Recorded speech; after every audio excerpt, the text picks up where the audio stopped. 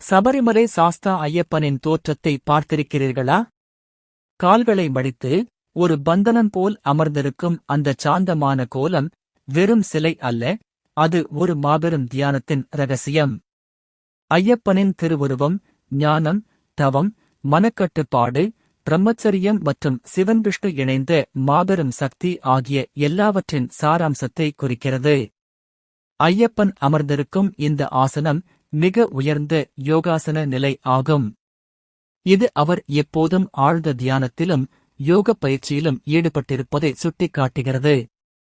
அவரது வலது கை வைத்திருக்கும் முத்திரை சின்முத்திரை, ஞான முத்திரை என்று அழைக்கப்படுகிறது. இதில் கட்டை விரலும் ஆள்காட்டி விரலும் இணைந்திருக்கும். இதில் கட்டை விரல் பரமாத்மாவையும் ஆள்காட்டி விரல் ஜீவாத்மாவையும் குறிக்கிறது. மற்ற 3 விரல்கள் அகங்காரம், மாயை